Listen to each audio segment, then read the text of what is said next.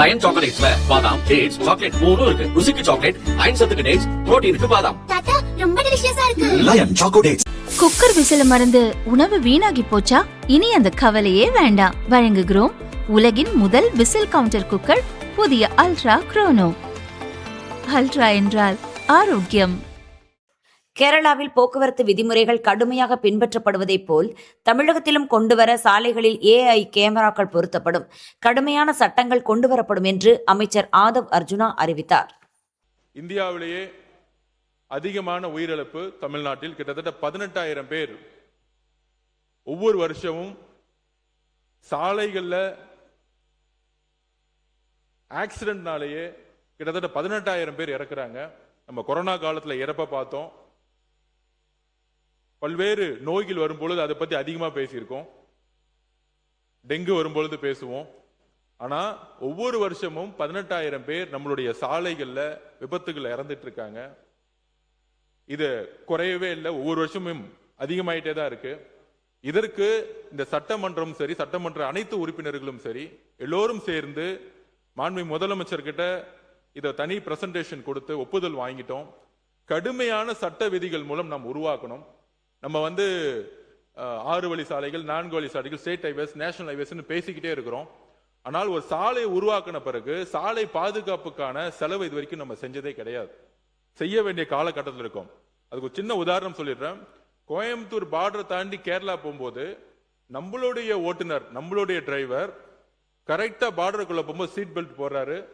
வண்டியோட speed limit 80, 90 மேல போறதில்லை.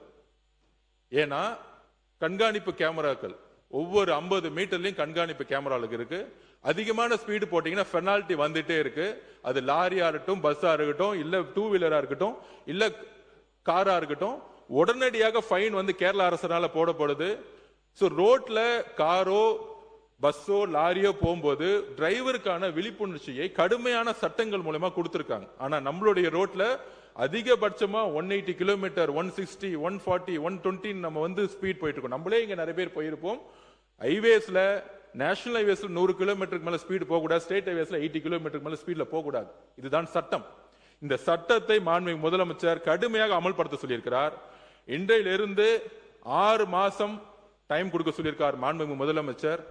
6ல இருந்து 8 மாசம் 2027 கேரளா போல தமிழ்நாட்டில் கிட்டத்தட்ட 70,000 கிலோமீட்டர் மட்டுமல்ல, அனைத்து நேஷனல் ஹைவேஸ், ஸ்டேட் ஹைவேஸ் எல்லா ரோட்லயும் கேமராக்கள் பொருத்தப்பட்டு நம்மளுடைய உயிர் சாலைகள்ல, ரோட்ல வண்டி ஓட்டுனதுக்காகவே நடந்து போறவங்க, பைக்ல போறவங்க நிறைய பேர் இறந்துட்டே இருக்காங்க. ஒரு உயிர் கூட போகாம வரக்கூடிய காலங்கட்டத்தில் கடுமையான செய்தி. கேரளால சக்சஸ் ஆயிருக்கு.